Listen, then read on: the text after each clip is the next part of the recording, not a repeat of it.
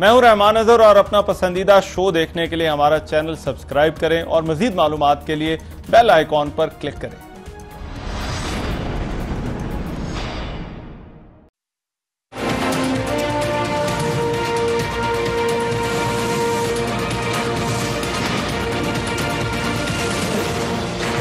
बिलावल साहब को तो मुबारकबाद दूंगा कि कल के उनके जो बयान है आज इंडियन मीडिया की हेडलाइन यही वो चाहते थे, सवाल गंदम जवाब चना। स्टेट किसी लेवल पर ब्लैकमेल नहीं होगी, बड़े बड़े ऐवानों के मेंबरान क्यों ना हो, अपने आप को शायद अगर वो कानून से बालतर समझते हैं तो ये उनकी गलत फहमी है।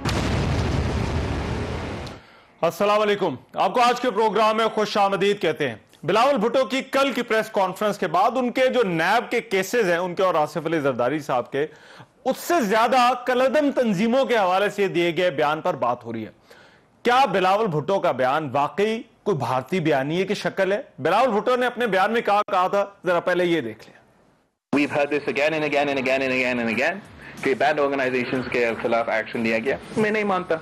आप कहते हो आपने अरेस्ट किया है, मैं कहता हूं कि नहीं, आपने उनको प्रोटेक्टिव कस्टडी में डाला है ताकि इंडिया का जहाज उनको ना उड़ा दे।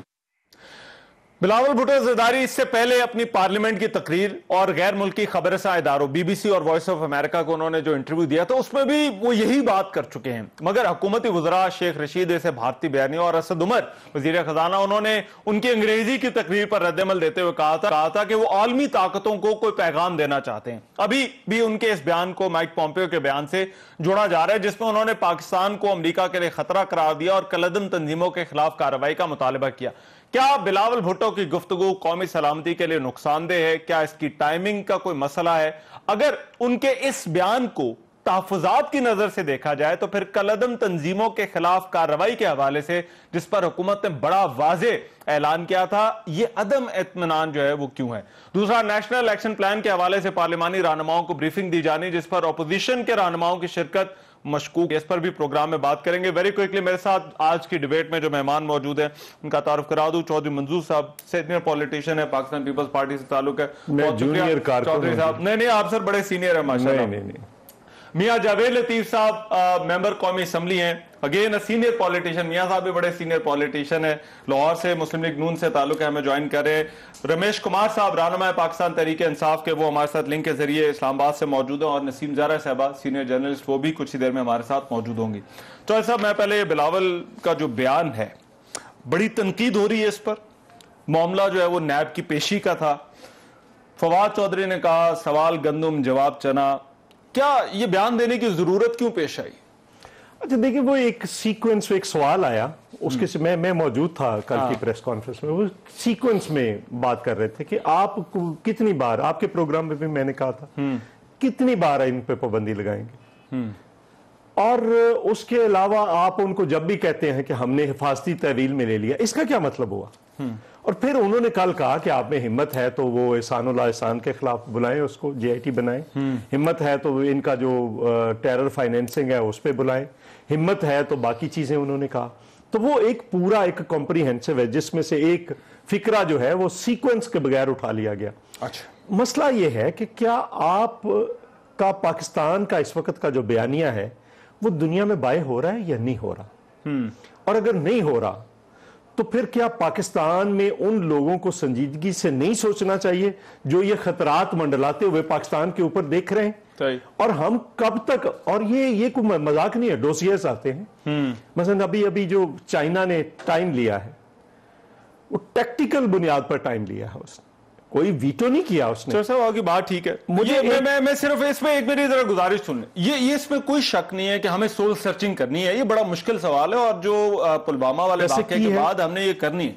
नहीं, पहले प्रॉब्लम का नहीं सर, मैं उसमें जरा बाद में आता हूं। बट प्रॉब्लम का है, ये मेरे सामने जो है ना, ये इंडियन चैनल्स की हेडलाइंस पड़ी हुई है। जी न्यूज कहता है, और ये अगर दिखा भी ये सारा सुबह से मुझे सुबह से Bilawal Bhutto punctures Imran Khan claim, accuses him of shielding banned leaders from Indian jets. Times now कहता है has not arrested but kept terror leaders in protective custody.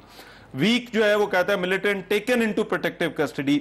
DNA कहता है banned leaders put in protective custody so Indian jets don't blow them up. Sir ये बयान फिर बयान है ठीक है, सोल सर्चिंग हो सकता है, नियत ठीक हो, बट ये जिस तरह इस्तेमाल हो रहा है, कोई सच्ची बात इसलिए ना की जाए कि उसको इंडियन मीडिया उठाएगा, नंबर 1। नंबर 2, मुझे दूसरा सवाल आता है कि बात ठीक है, रात को मुझे भी काशिफ अब्बासी के प्रोग्राम बाकी जब उनका जी बात ठीक है, टाइमिंग दुरुस्त नहीं है।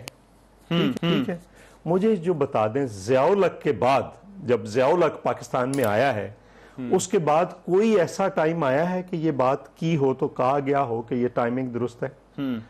इसके उलट मैं बात करना चाह रहा हूं, इसके रिवर्स बात करना चाह रहा हूं। मुझे ये बताएं कि जब ये ढाका फाल हो रहा था ना, यहां पे मुस्तफा जैदी और शहनाज गुल की कहानियां रोज अखबारात दे रहे थे, और उसके बाद क्या हुआ था? तीसरी बात, हम ये कह रहे हैं कि हमें हुकूमत की नीयत पे ना सिर्फ शक है बल्कि यकीन है मुकम्मल कि वो कुछ नहीं करेंगे। और उसमें अगर कोई ऐसी सूरत हाल आती है, अमेरिका आपके साथ नहीं है इस इशू पे, बरतानिया आपके साथ नहीं है, फ्रांस आपके साथ नहीं है, जर्मनी आपके साथ नहीं है, रशिया आपके साथ नहीं है, छठी ताकत जो है यूएन सिक्योरिटी काउंसिल के अंदर वो चाइना है, और चाइना आपको क्या रहा है? ठीक, वो टाइम बाय कर रहा है। अब आप ये कह रहे हैं कि दुनिया बेवकूफ है और हम ठीक है।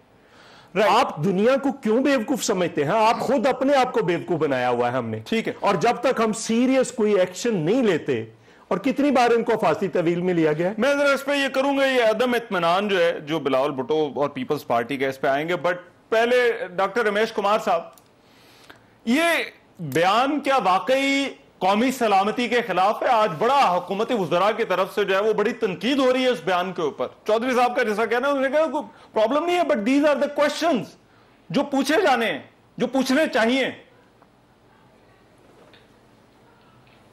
रहमान, पहली चीज तो ये, हमें जो है वो हकीकत को हकीकत मानना चाहिए, और मगर मैं ये जरूर कहूंगा कि बिलावल साहब को इस टाइम के ऊपर ये स्टेटमेंट नहीं देनी चाहिए थी, जब हमारे मुल्क के ऊपर जो इश्यूज हैं, जो पड़ोसी मुल्कों के साथ हैं, या FATF के हवाले से हैं, या इस वक्त जो चाइना ने हमें साथ दिया, अगर हमें अंदरूनी हालात को ठीक करना है तो हमें ये इन कैमरा सेशन के अंदर ये बातें ज़रूर होनी चाहिए, पार्लियामेंट्री लीडरान के साथ होनी चाहिए, असेंबली के अंदर बातें होनी चाहिए। आप लेटर लिख के प्राइम मिनिस्टर को दे के, इवन आप मीडिया के सामने भी ये नहीं होनी चाहिए, क्योंकि अब हमें जो है वो प्रैक्टिकली काम तो बिल्कुल करना चाहिए। ये हमें एक दूसरे को बेवकूफ़ बनाना, ये कुछ बातें चौधरी मंजूर साहब हमेशा तुले हुए बात करते हैं, और उन बातों को मैं डिनाई तो नहीं कर सकता, क्योंकि मैं हक की और सच की बात ज़रूर करता हूं कि हमें बेहतर माहौल बनाना चाहिए। अब वो वक्त आ गया है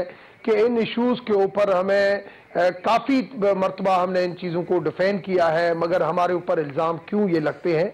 जब भी ऐसे इल्ज़ाम लगते हैं हम उन चीज़ों को डिफेंड करने में पहुंच जाते हैं, मगर हमें सुफ़ों को सही करना चाहिए। वज़रा को अगर बिलावल साहब की स्टेटमेंट के ऊपर एतराज़ है, बिल्कुल एतराज़ होना चाहिए कि बिलावल साहब की स्टेटमेंट जो है वो इस टाइम पे नहीं देनी चाहिए, क्योंकि दूसरे जो सर ये एतराज वो ऐसे स्टेटमेंट से फायदा लेते हैं। साहब एतराज जो है वो हुकूमत की तरफ से उठाया जा रहा है ना, मैं ये तो फिर पूछ रहा हूं, फिर आपको क्या लगता है क्यों बिलावल ने क्यों बयान दिया? या तो फिर वो जो असद उमर बात कह रहे हैं कि ये जो है वो किसी और को खुश करने के लिए जो है वो इस तरह के बयान दिए जा रहे हैं, ये बयानिया छेड़ा जा रहा है? देखिए, जब भी किसी भी लीडर या किसी बंदे के ऊपर ऐसा कोई टेंशन वाली सूरत हाल आती है, तो वो हमेशा मुल्क की सलामती को पीछे छोड़ के और वो आगे बढ़ के जो भी कमजोरियां होती हैं, जहां पे उनको पता है ये कमजोरियां हैं, उसको थोड़ा सा और बड़ा चढ़ा के बात करते हैं कि इश्यूज आपकी मुराद नवाज शरीफ से डाइवर्ट हो जाए। सर मैं समझता हूं हर जगह से, आज से नहीं, मैं समझता हूं 17 सालों से ये चीजें मैं देख रहा हूं, और जिस वक्त से मैं पार्लियामेंट में आया हूं मैं ये देखता हूं कि लोग, मैं जैसे आज गवर्नमेंट में हूं ना, मगर मैं आज भी कहता हूं कि मिनिस्टर को बिलावल साहब की स्टेटमेंट के ऊपर क्रिटिसाइज भली करे, मगर उसको अपनी सुफों को भी बेहतर करना चाहिए। ये करेज होना चाहिए हर पार्लियामेंट के अंदर, हर पार्लियामेंटेरियन के अंदर, हर लीडर के अंदर, कि आप अपनी पहले जवाब दो, उसके बाद आप। मगर हम जो है वो अपने मफाद की खातिर जो है मुल्क की सलामती को पीछे छोड़ के, जहां पे थोड़ी सी माइनस चीजें होती है उसको और आगे बढ़ा चढ़ा के बात करके ऐसे कर देते हैं कि हमारा मुल्क सिर्फ टेररिज्म से भरा हुआ है। ऐसी चीज नहीं है, चीजें ऐसे भी नहीं कि मैं आज कहूं कि बिल्कुल खत्म है। बिल्कुल चीजें हैं, मगर उन चीजों को भी हमें अंदरूनी तौर पे सही करना चाहिए। इंटरनेशनली ऐसी स्टेटमेंट नहीं देनी चाहिए जिस स्टेटमेंट से दूसरे मुल्क की स्टेटमेंट को एक तौकी मिले कि भाई ये बिल्कुल हमारा, हम तो पहले ही कह रहे हैं, आज दूसरी पॉलिटिकल पार्टी का लीडर भी ये स्टेटमेंट दे रहा है। तो हमें आपका ये, आप रमेश कुमार साहब चीजों को अंदरूनी सर, आपका ये मानना है कि इस स्टेटमेंट से, ठीक है, इस स्टेटमेंट से नुकसान हुआ। मियां जावेद लतीफ साहब, क्या बिलावल ने बात करके गलत किया? गुजारिश इतनी है रहमान के, जब आपका बॉर्डरों पर कशीदा सूरत हाल थी, एक जंग का समा था, तो उस वक्त इमरान खान ने असेंबली के फोरम पर यह खड़े होकर कहा कि साबका हुकूमतों ने इंतहा पसंद तंजीमों, कलअदम तंजीमों पर उस तरह एक्शन नहीं लिया जिस तरह आज हम ले रहे हैं। दूसरे लफ्ज़ों में उसने इतराफ़ किया कि ये तंजीमें पाकिस्तान में इनका वजूद है, या जो दुनिया हम पर इल्ज़ाम लगाती है वो दुरुस्त है मेरे नज़दीक। अब आ जाएँ, जो बिलावल साहब बात कर रहे हैं उनके हवाले से बात की जा रही है कि ये टाइमिंग गलत है। बात ठीक है मगर टाइमिंग गलत है। तो इमरान खान की टाइमिंग कैसे दुरुस्त हो गई, बिलावल की कैसे गलत होगी? और आज से 4 साल पहले जब नवाज शरीफ ये बात करते थे कि दुनिया हमें इस तरह दबाव में लाएगी, कोई वक्त आएगा, तो आज दुनिया दबे लफ्जों में कहती है, कल ओपन कहेगी, फिर पाबंदियां लगेंगी। इस वक्त से बचने के लिए रमेश कुमार साहब यही तो कह रहे हैं मियां साहब कि जब किसी पे मुश्किल वक्त आता है, वो यही तो कह रहे हैं कि जब किसी पे मुश्किल वक्त आता है तो वो फिर इस तरह के बयानात देना शुरू कर देता है।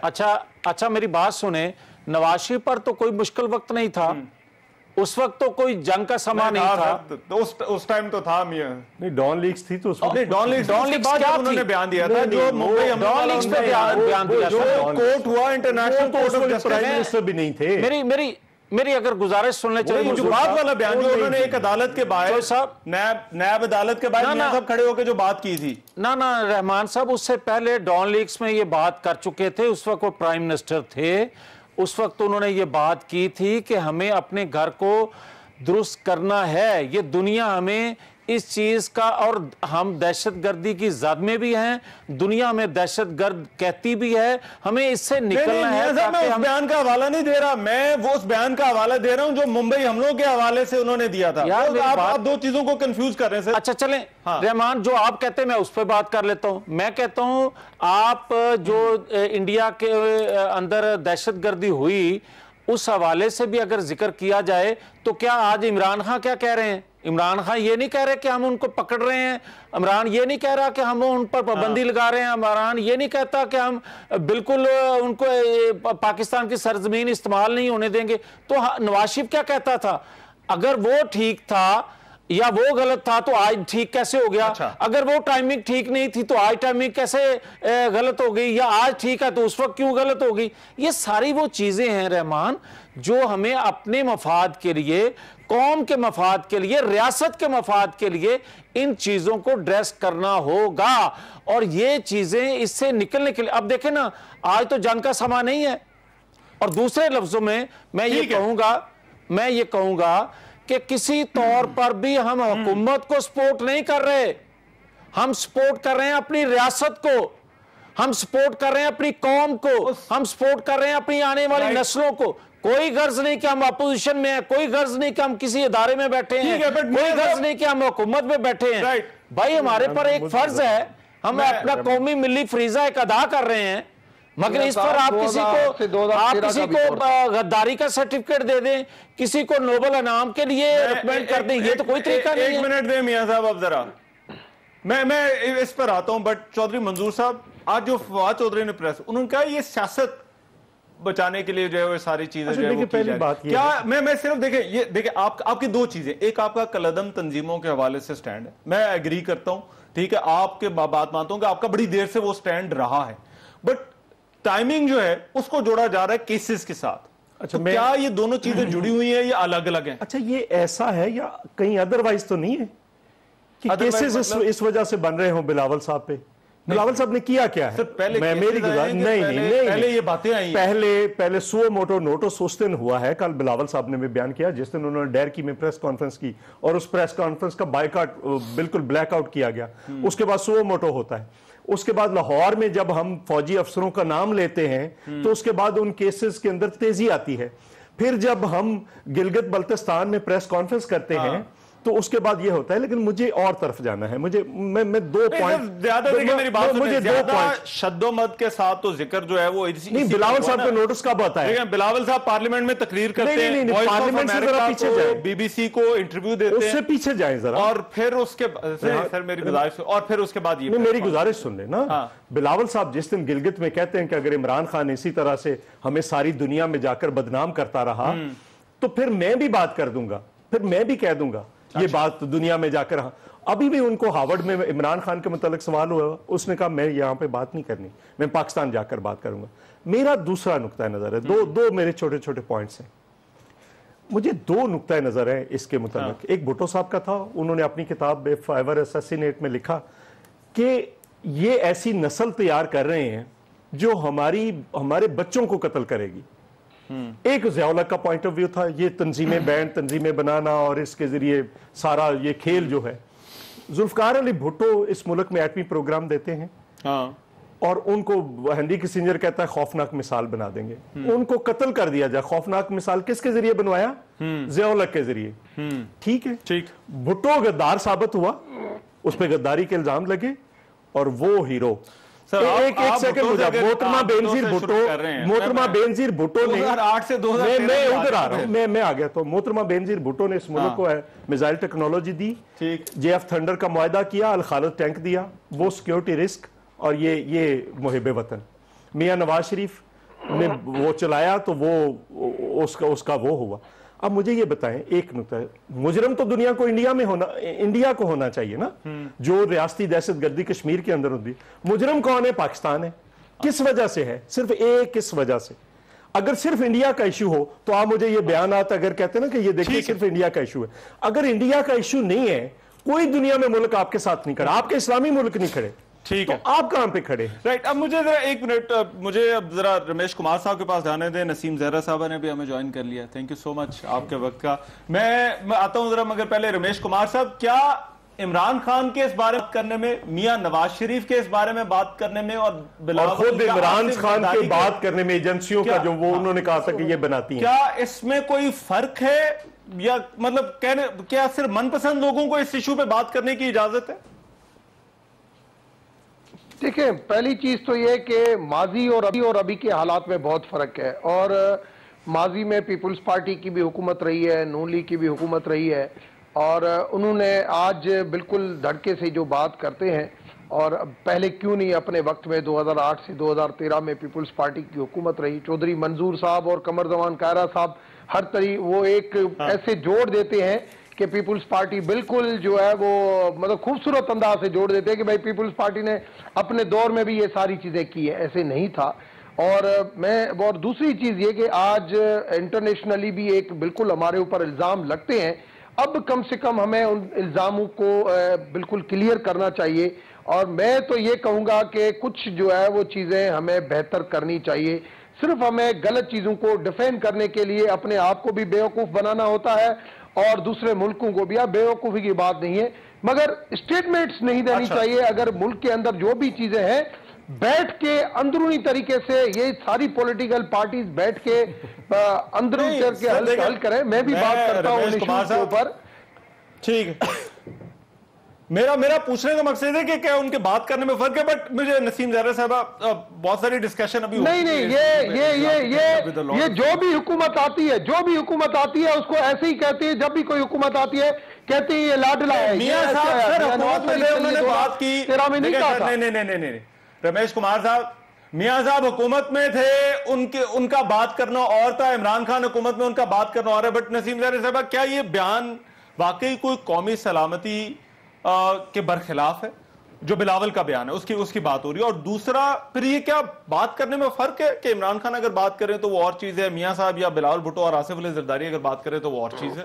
कलअदम तंजीमों के हवाले। अच्छा, सबसे पहले तो मैं अपोलोजाइज करना चाहती हूँ, क्योंकि महातीर साहब तशरीफ लाए तो रोड ब्लॉक थे। मैं 55 minute, I am so sorry, I want to apologise to you and to your viewers. मेहमान हमारे बड़े मुहतरम हैं जो आए हैं, लेकिन बहरहाल मुझे देर हो गई। अच्छा, सबसे पहले तो ये कि ये जो कलदम तंजीमों की बात है, पहले मैं बिलावल भुट्टो के हवाले से कहना चाहती हूँ कि बड़े समझदार हैं और हमेशा उन्होंने एक बड़ी सुलझी हुई सियासत की, और हमने हमेशा कहा कि अपनी उम्र से ज़्यादा उन्होंने सोच समझ के बात की। मेरा ख्याल ये है कि बिलावल भुट्टो इस वक्त एक गुस्से में, रिएक्शन में फंस गए हैं। मेरा ख्याल है कि जो वहाँ हुआ पार्लियामेंट में जो भी उन्होंने चीज़ें उठाई, उस पर हमने देखा फॉरेन मिनिस्टर साहब जो डिप्टी मेरा ख्याल लीडर भी हैं अपनी पार्टी के, उन्होंने बड़े अच्छे तरीके से उसको बात को अग्री किया और संभाला बात को। अच्छा, उसके बाद असद उमर साहब का जो गुस्सा आया,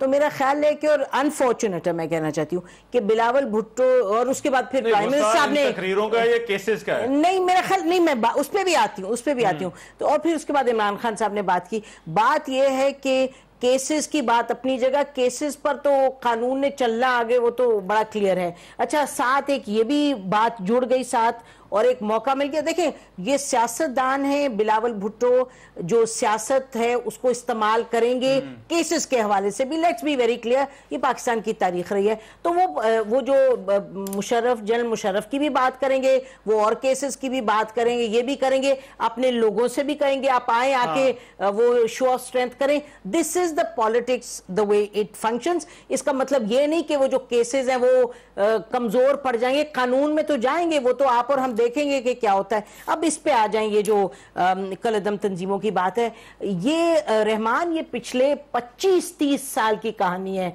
और आपको मालूम है कि मियां मोहम्मद नवाज शरीफ ने, like you were saying correctly, और जब रमेश साहब तो उनके मेंबर थे पार्टी के, ये बताएंगे आपको कि मियां मोहम्मद नवाज शरीफ साहब ने ये बातें की हैं और ये उन्होंने बातें उठाई। और मुझे मजा ये आता है कि जब जो बैठता है कुर्सी पे, जब प्रेशर आता है, फिर वो कहता है वो देखे ना हमारी बड़ी ज्यादती है। मैं चौधरी साहब से ये तो पूछने की कोशिश कर रहा था कि एक नसीरुल्लाह बाबर भी तो इन्हीं के वजीर थे ना, पीपल्स पार्टी की गवर्नमेंट थे। अगर चौधरी साहब आपने, अच्छा एक सेकंड रहमान, एक मिनट रहमान, मुझे ये नसीरुल्लाह बाबर की भी बात होती है और गुलबदीन हिकमतयार की भी बात होती है, जुल्फिकार अली भुट्टो।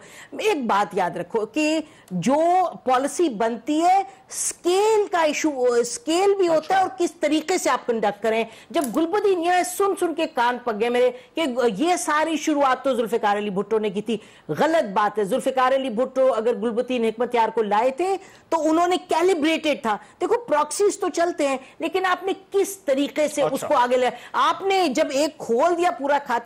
लेकिन मेरा ख्याल है बिलावल भुट्टो को ये बातें नहीं करनी चाहिए थी। आप ये कह रही हैं कि नहीं करनी चाहिए? मेरा ख्याल है उनकी ना अपने लिए बेहतर है ना मुल्क के लिए। और वैसे भी ये कहना कि मुल्क छुई मुई है, ये भी मैं कहना चाहती हूँ। मेरा ख्याल है उनकी सियासत के लिए बुरा है, लेकिन मुल्क हमारा ऐसा नाजुक नहीं है कि कुछ कहने पे। मैं ये भी कहना चाहती हूँ, दिन गरीदा फारूकी ने, एक बेचारी ने एक लाइन लिख दी कि भाई वो जो बंदा है, क्या जो टेररिस्ट है, वो पाकिस्तान आया था तो तूफान मच गया। ये नहीं कि हमारी नेशनल सिक्योरिटी खतरे में नहीं, ये गलत बात है। आप कुछ कहना चाह रहे हैं? मैं गुजारिश करूंगा, मैं अपनी बहन से थोड़ा सा इख्तलाफ करते हुए ये अर्ज करूंगा बड़े अदब से कि देखें ना, एक तो आपने बात की थी कि, और ख़ास तौर पर कल बिलावल ने खुद भी ये बात की कि मैं मिलने गया नवाज शरीफ को, तो मिलने के बाद मुझे नोटिस सर्व हो गया।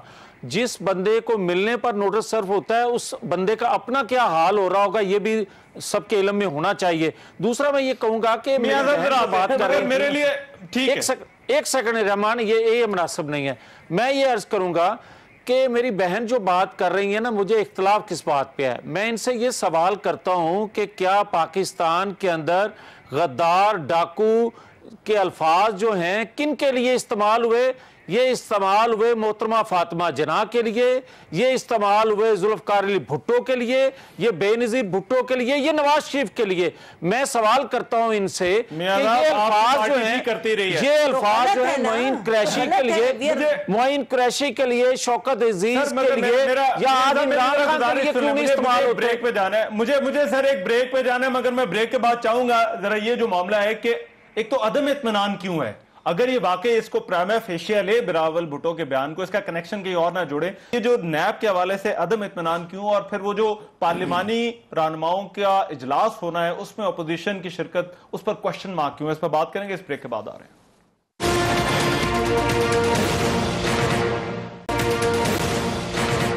ब्रेक के बाद प्रोग्राम में एक मरतबा फिर से खुशामदीद। हमारी आज की डिबेट बिलावल भुट्टो के बयान पर बात हो रही है। चौधरी मंजूर साहब, ब्रेक पर जाने से पहले देखें, अब मैंने कहा अगर प्राइमा फेशिया हम इस बयान को ले लें, अदम इत्मीनान जो है वो हुकूमत के ऐलान पर, हुकूमत के इक़दामात पर, वो पीपल्स पार्टी को क्यों है, जिसका बार बार जिक्र करें, और मैंने वही कहा जिसका जिक्र पार्लियामेंट की तकरीर में, अपने दोनों इंटरव्यूज में, और उसके बाद कल उन्होंने प्रेस कॉन्फ्रेंस में भी किया। अच्छा देखिए, मुझे ये बताएं कि कितनी बार इन पे पाबंदी लगी, कितनी बार इनको हिफाजती तहवील में लिया गया। ये अब मजाक बन के रह गए हम दुनिया के सामने। मैं बार बार ये कह रहा हूं कि सिर्फ अगर इंडिया सेंट्रिक हो, सिर्फ इंडिया का अकेले का इशू है, इतराज सिर्फ इंडिया कर रहा हो, तो हमें बिल्कुल ये बातें नहीं कहनी चाहिए। लेकिन अगर सारी दुनिया कह रही है अब हमें, और हम बिल्कुल एक ऐसे भंवर में फंस गए हैं, और हम फिर भी सोचने के लिए तैयार नहीं है, हम कुछ करने के लिए तैयार नहीं है। हमारे वजीर खारजा ने आराम से बैठकर कह दिया वो बीमार है, और इसका इतना तमाशा बना हुआ है दुनिया के अंदर। हम क्या कह रहे हैं, हमें एहसास ही नहीं कि हम अपने मुल्क के साथ कर क्या रहे हैं, या हमने कर क्या दिया है। अब निकल आए उस ज़ियाउल हक की पॉलिसी से बाहर निकले। अच्छा। और ये चूंकि वो सारा पॉलिसी मेंटोर हैं पीटीआई के, वो गुल साहब, क्या नाम था उनका, हमीद गुल साहब, ये बुनियादी तौर पर तो उनकी पॉलिसी थी। आप कहते हैं पीटीआई के मेंटोर हैं। हाँ, असल में हम वैसे पहले उन्हें दूसरों का मेंटोर समझते रहे। नहीं, वो दोनों के हैं ना। दोनों के हैं, मियां साहब दोनों के हैं। मोहब्बतें उनकी जो हैं, और वो पीपल्स पार्टी के साथ दुश्मनी। नसीम साहब, ये जो इस्तीफों का मुतालबा है, जिसमें उन्होंने 3 मिनिस्टर पर, और आज शहरयार आफरीदी ने उस पर बड़ी भरपूर प्रेस कॉन्फ्रेंस की, उन्होंने कहा जी मैं तो ऐवान के अंदर आकर जो है वो इसका जवाब दूंगा। और वो ये भी कहते पहले तो मैं बड़ा पसंद था पीपल्स पार्टी को, बाद में अब जो है वो क्या पसंद थे, वो कहते मुझे बुलाते रहे, जरदारी साहब मुझे बुलाते थे, मैं लंदन गया, उन्होंने वहां पर जो स्पेशली जो है वो मेरा पूछा, मुझे देखिए ना, वो उनकी जो वीडियो वायरल हुई है उसका जवाब दें। But is that proof? क्या वो प्रूफ नहीं है? अच्छा, आप क्या रहे? मेरा ख्याल है कि लेट्स बी वेरी क्लियर कि जो माजी है ना, सबका माजी। अच्छा, मैं तो कहूंगी कि ये जो लोग हैं अभी कलअदम तंजीम में, जिस पर सब जो इस वक्त बात करें, सब सही बात करें, लेकिन हर एक हुकूमत में तो रहा है 5-5 साल। ये तो ये बताएं कि भाई हम थे जब हुकूमत में पीपल्स पार्टी 5 साल हमारे हाथ बंधे थे, जब PMLN कहे हम हुकूमत में थे हमारे हाथ बंधे थे, और किसी हद तक सबके हाथ बंधे थे।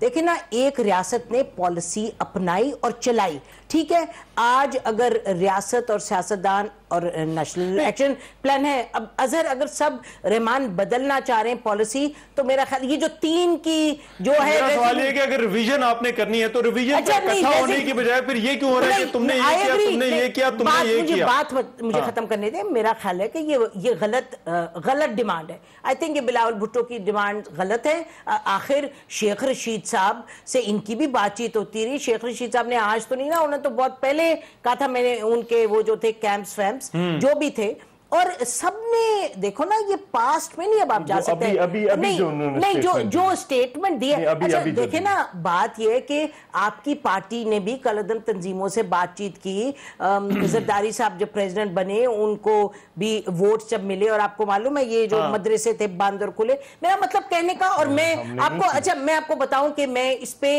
मैं जाना ही नहीं चाहती कि किसका गुनाह था, किसका नहीं था। अब आगे अप्रोच की बात करूं, मैं अप्रोच की बात करूं, मेरा एक सवाल हल करने का एक तरीका ये है। दोनों से मेरा एक सवाल, let me finish sir, let me finish. I think अब जो बात है कि सब चले और एक रास्ते पे चले। बिलावल की बात 100% ठीक है कि हमें तसल्ली नहीं, अभी ये नहीं हो रहा ना, अभी ये नहीं हो रहा। अभी ये हो रहा है कि तुमने ये किया, तुमने ये किया, तुमने ये किया। अगर बाकी सारी, मुझे ये बताएं, मसले का हल नहीं, सारी पार्टी के सरबराहों को बुलाकर खुद प्राइम मिनिस्टर नहीं आएगा, तो आइंदा कोई इस किस्म की बुलाएंगे तो उसको दूसरे क्यों संजीदा ले? ये डिप्टी लीडर है। दूसरी बात यह है कि मुझे सिर्फ इतना बताएं कि ये चीजें अभी की हैं, ये शहरयार अफरीदी का अभी का स्टेटमेंट है।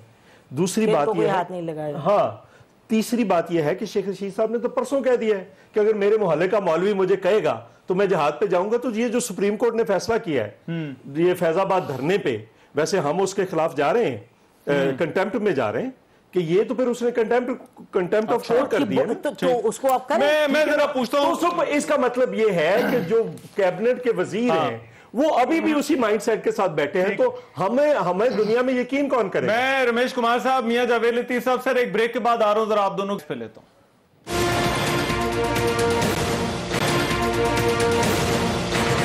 ब्रेक के बाद प्रोग्राम में एक मरतबा फिर से खुशामदीद। मियां जावेद लतीफ साहब, ये अपोजिशन को जो ब्रीफिंग देना है पार्लिमानी रहनुमाओं को, वो मामला भी सर थोड़ा खटाई में पड़ा, शकूक हुआ है।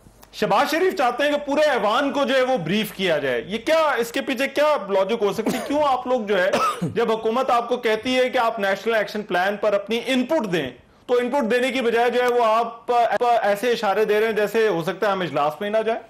नहीं, इस पे बात करने से पहले रहमान मुझे थोड़ा सा वक्त दे दें। मैं ये कहूँगा कि अभी कलअदम तंजीमों के हवाले से, इंतहापसंद तंजीमों के हवाले से जो बात हो रही थी, हमारे दौर में फैज़ाबाद पर एक धरना हुआ और जिस तरह उसको फैसिलिटेट किया गया और आज की हुकूमत उसमें शामिल होती रही और उसको उठाते वक्त जिस तरह पैसे दिए गए, किराया दिया गया, और इन्हीं के दौर में जब उसी जमात ने धरना उसी फैज़ाबाद के मकाम पर दिया तो ना उनको कोई किराया देने वाला आया और ना कोई उनके मुतालबात मानने वाला आया, और आज तक वो जेलों में सड़ रहे हैं। तो मुझे ये बताएं कि ये दोहरा मेयार क्यों है? क्यों एक हुकूमत बेबस होती है और दूसरी हुकूमत जो है वो बाइख्तियार होती है? क्यों एक वक्त वो फेल गलत होता है और दूसरा फेल वही बंदे दूसरी हुकूमत में वो फेल गलत कर रहे होते हैं? ये मैं चीजें नहीं, मगर इसका सर, इसका मतलब ये भी तो लिया जा सकता है कि आपने कमजोरी दिखाई और फैसला नहीं लिया, उन्होंने जो है वो फैसला ले लिया,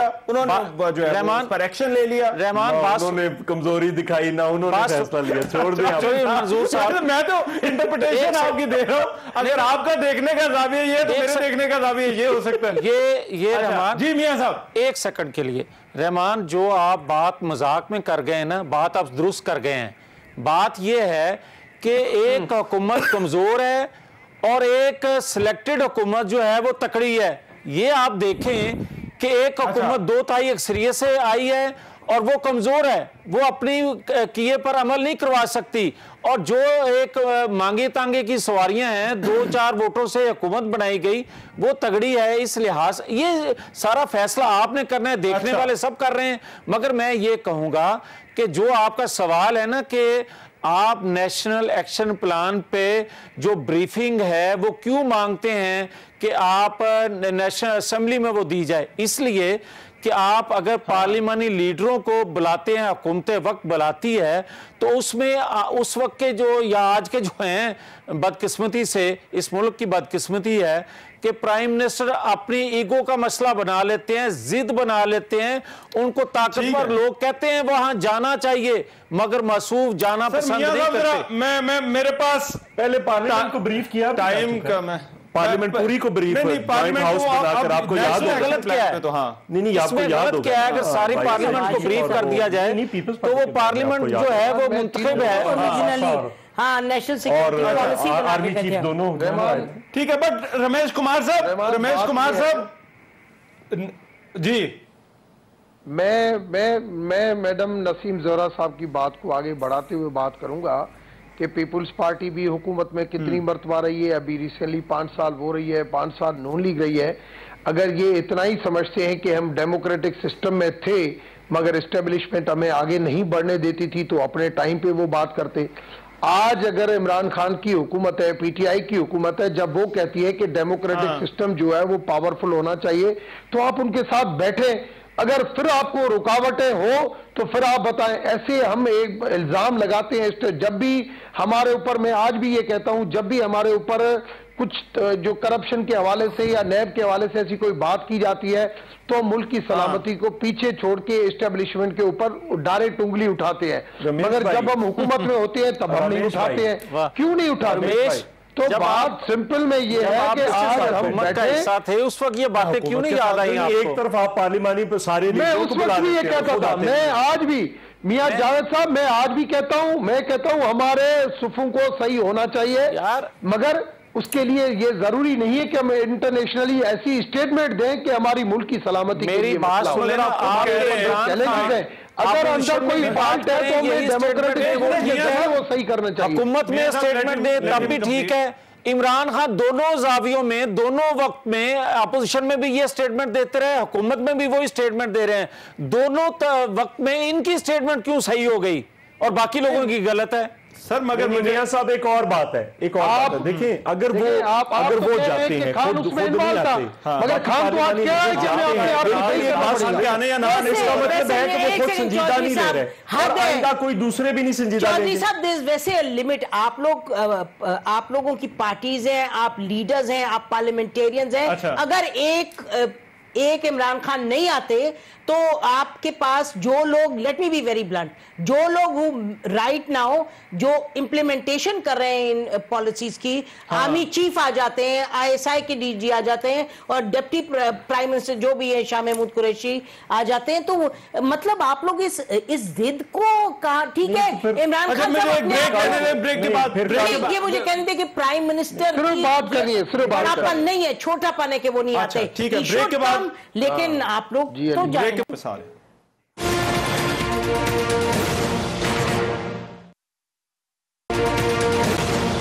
ब्रेक के बाद प्रोग्राम में एक मरतबा फिर से खुशामदीद। टाइम कम है चौधरी साहब, मगर ये तजावीज जो है वो पार्लियामेंट में आप लोगों का ही कहना था। वॉइस ऑफ अमेरिका का मैं बिलावल भुट्टो का इंटरव्यू देख रहा था, वो कह रहे थे कि इसको पार्लियामेंट के अंदर लेकर आए, इस पर डिबेट होनी चाहिए मेन स्ट्रीमिंग के मामले पर। अब वो करना चाह रहे हैं तो आप लोग नहीं ले आए ना पार्लियामेंट में, पार्लियामेंट को एक इन कैमरा सेशन बुला लें, सारी पार्लियामेंट का जॉइंट सेशन बुला लें और उसमें आकर दें। और इससे पहले हो चुका है, पीपल्स पार्टी की गवर्नमेंट में आर्मी चीफ और आईएसआई चीफ आए थे, उन्होंने ब्रीफ किया था और बड़ा अच्छा कई घंटे चला था। अच्छा तो आप फिर अगर पार्लियामेंट तो फिर आप जो मुस्लिम लीग नून का मुतालबा जो शहबाज शरीफ ने लेटर लिखा था कि आप पूरी पार्लियामेंट को ब्रीफ करें, you are okay with that? हाँ, कोई नो इशू। ये मौलाना फजलुर रहमान वो तो इनकार कर चुके हैं, उन्होंने तो कर दिया, बट आज मुलाकात भी हुई, ये क्या तैयारी हो रही है? मेरा ख्याल है वो तो पॉलिटिक्स है, उसको साइड पे रखें, उसका केसेस वगैरह वगैरह से ताल्लुक है। मेरा ख्याल है उसका इस सीरियस इशू से तो ताल्लुक नहीं। अच्छा ठीक है, दैट्स पॉलिटिक्स। रमेश कुमार साहब जो फाइनल कमेंट्स है, आपको उम्मीद है ऑपोजिशन को साथ लेके रहमान अगर मैं सारी पॉलिटिकल पार्टीज को कहूंगा कि अगर ये गंद खत्म करना है, पाकिस्तान का जो है वो इमेज बेहतर करना है, तो आप राइट डायरेक्शन में काम करें, इस इश्यूज के ऊपर सियासत नहीं करें। मगर गवर्नमेंट को ऐसे ही आप प्रेशर में डालने के लिए ये करेंगे, कोई गवर्नमेंट के ऊपर इफेक्ट नहीं पड़ेगा ऐसी आपके प्रेशर में डालने से। प्रैक्टिकली आप काम करें, ये वक्त आ गया है अब, मैं समझता हूं कि हमें मुल्क के अंदर इन सारी चीजों को क्लियर करना चाहिए अब। ठीक है मियां जावेद लतीफ साहब। सर रहमान, अब वक्त ये है कि मुल्क की दाखिला खारजा पॉलिसी मुल्क के मफाद में बनाई जाए। ताकतवर लोग जो हैं, पॉलिसी साज जो हैं, उन सब को ये ख्याल होना चाहिए कि अब वो वक्त नहीं रह गया। अब तमाम कौम को एतमाद में लेकर यही फैसला करना होगा कि मुल्क के मफाद में दाखिला खारजा पॉलिसी बनाई जाए, और वो पार्लियामेंट का फोरम है। राइट, बहुत शुक्रिया मियां जावेद लतीफ साहब, thank you so much. Ramesh Kumar साहब, नसीम ज़ारा साहब, चौधरी साहब, आज के प्रोग्राम से इतने, इजाजत दीजिए, अल्लाह ने के बाद।